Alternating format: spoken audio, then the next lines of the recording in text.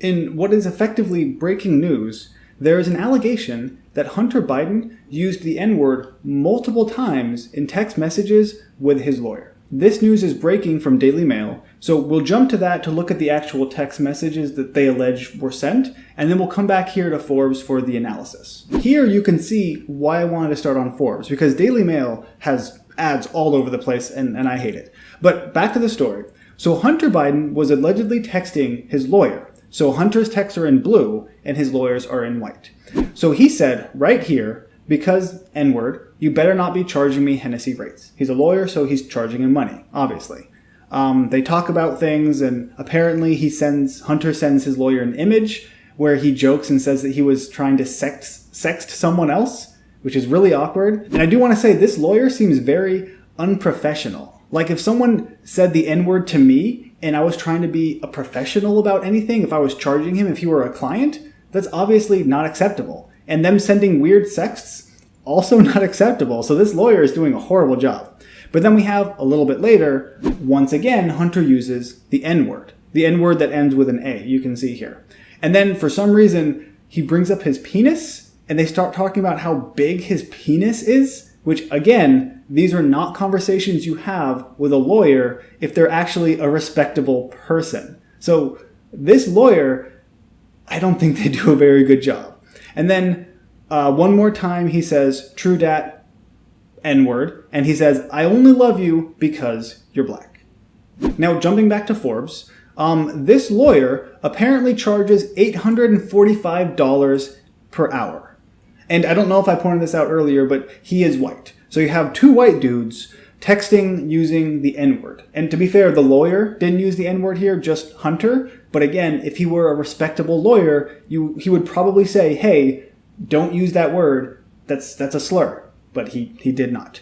They point out, and we'll address this a little bit, that these texts have not been verified, that they were apparently sent in 2018, and they were also part of the whole laptop scandal that happened right before the election, where Hunter Biden allegedly dropped off a laptop and never picked it up, and that's where these text messages come from. So I don't know entirely why it took so long for us to get these, because we had the emails and everything already, but that's beside the point.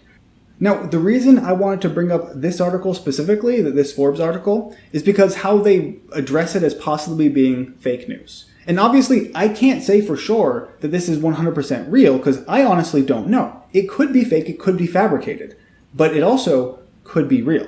So they point out that even though it hasn't yet been verified, it's still circulated on social media platforms. And they say the news in quotes, which I'm fine with. I would much rather have an instance like this, where it is allowed on social media before it's verified, than what we saw with the Hunter Biden emails, or the alleged Hunter Biden emails, I suppose, where they cracked down on it before it had been fact-checked at all.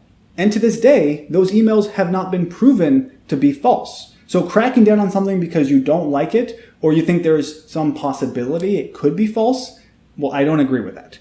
But they do quote a technology analyst as saying that given this would have been golden during the election, the likelihood this is fake is unusually high in this case. And that logic just doesn't make a ton of sense to me, because if it were fake and would have been useful in the election, it probably would have been fabricated and shown during the election cycle, not, 8 months after the election. So I don't entirely understand what the point is here. But again, I brought this up because Forbes is trying to cover their bases and say that maybe this isn't news, this could be false, and they're correct. It might not be accurate. But there were plenty of people saying the same thing about the original Hunter Biden email story, which again, I admit has not yet been verified.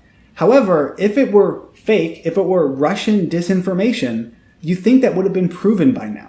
And what's even more telling, at least in my opinion, is that Hunter, as far as I'm aware, has not actually said that it is fake. As a matter of fact, in a very recent interview, it happened just in April, he was asked about if this laptop was his. And what he said specifically, this was a CBS interview, for real, I don't know.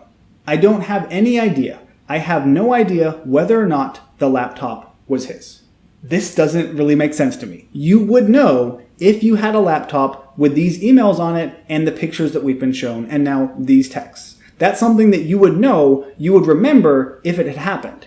So the fact that he's saying, I don't know, he's trying to give a cop-out answer. He's given a non-answer. Because if he said no, and then it turned out that it was his, well, then he obviously lied. And if he said yes, then he just authenticates the story, which he doesn't want to do. So the fact that he's saying he doesn't know, in my mind, kind of gives it even more credibility. He's not denying it, and that is something. So if these texts come from the same laptop, which they seem to, according to the Daily Mail, as the emails did, and if he didn't deny that those could have been his, if he didn't deny that the laptop was his, which he hasn't, that gives it credibility.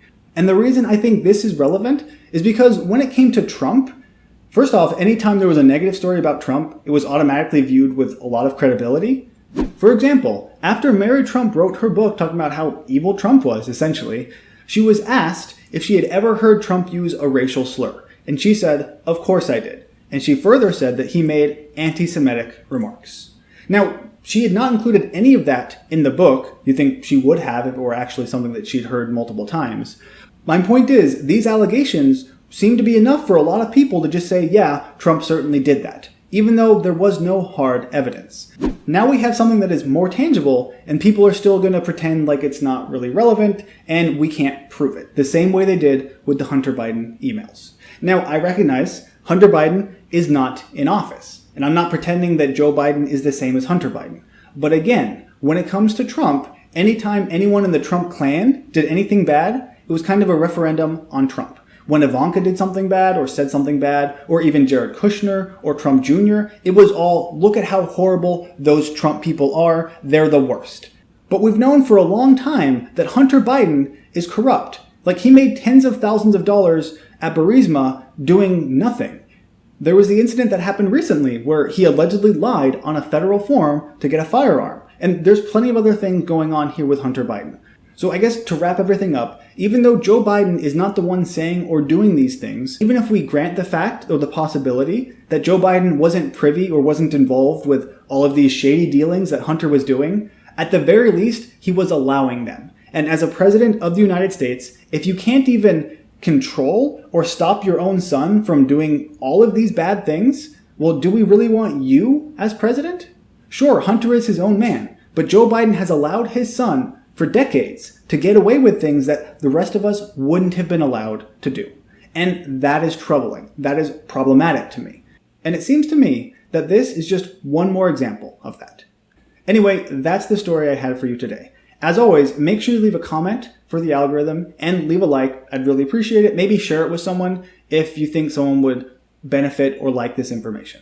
Thank you for watching. I'll see you next time.